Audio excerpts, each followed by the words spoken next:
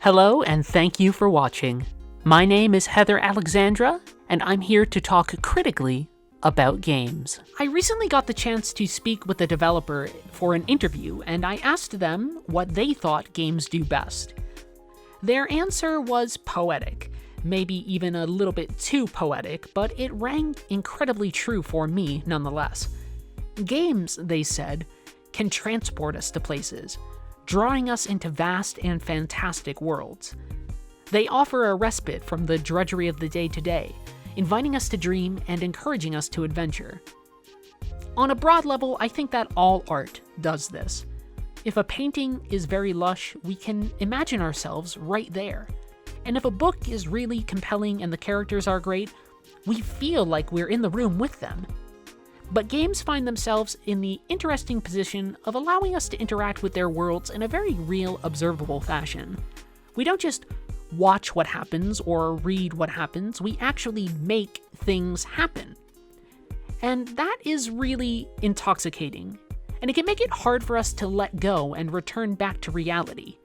It gives us a lot of grand expectations for what games can do, or what they will do. With the release of No Man's Sky, many players eager to explore the wide galaxy that Hello Games built found themselves less impressed than they imagined. And there's lots of reasons for this. No one person is to blame. It's a giant clusterfuck. Marketers boasted of near infinite worlds and possibilities. Creators spoke about things they wanted to do before they knew if they could do them.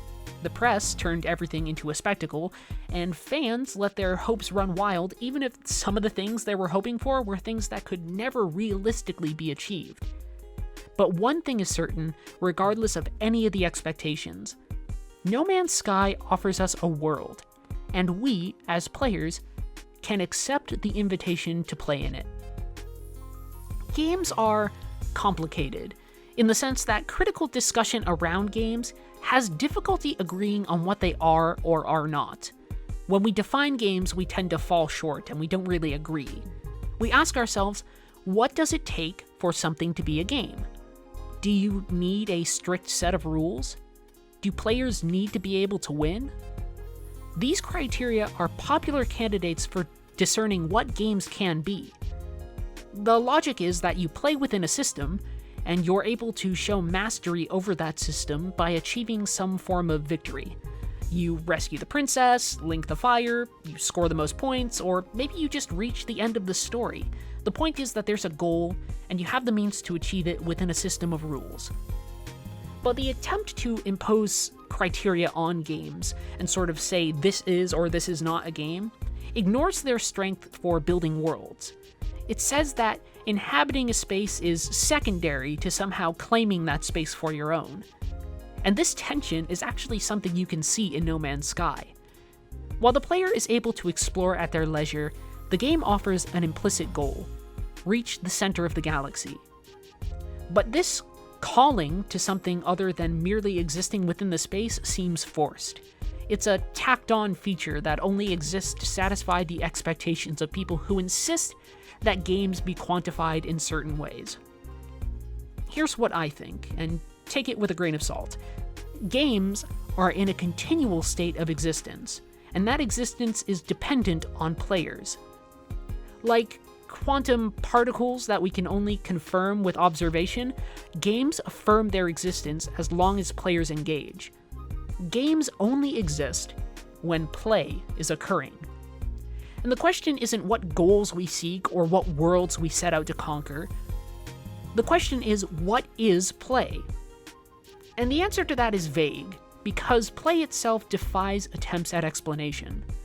Play is emotion. Anger, sorrow, joy, laughter. As long as our interactions elicit emotions, I think that play is occurring. My personal game of choice right now when I need to unwind is a game called Abzu. It's a quiet, underwater exploration game made by Giant Squid Studios.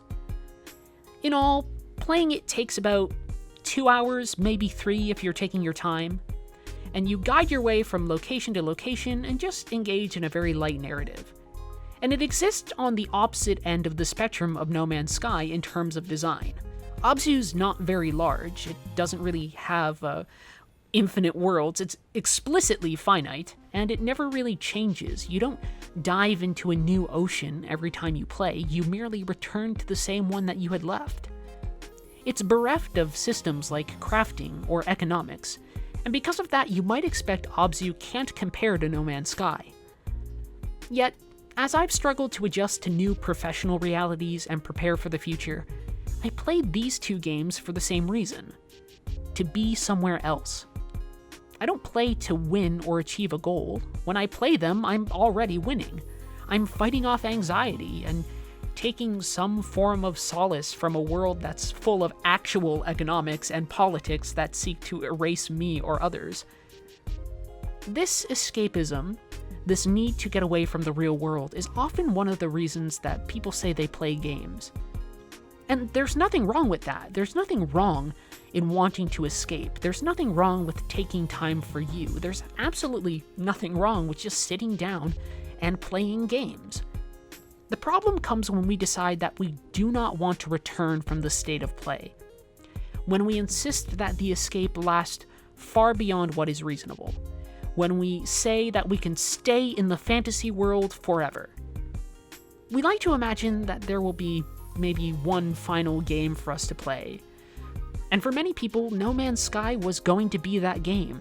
It was going to be an endless world of possibilities where anything would be possible and you could do whatever you wanted. And I don't think that this is a better way to look at games than insisting that they must have win states. It's not a thing where you can say, hey, you have to have a win state, or a thing where you can say, games need to offer me every possible luxury.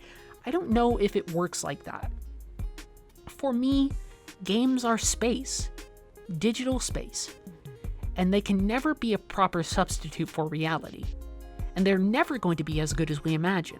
I think it's long past time for enthusiasts to stop thinking about games in terms of systems or win states, or to also just stop thinking about them in terms of how big and expansive and grand they can be.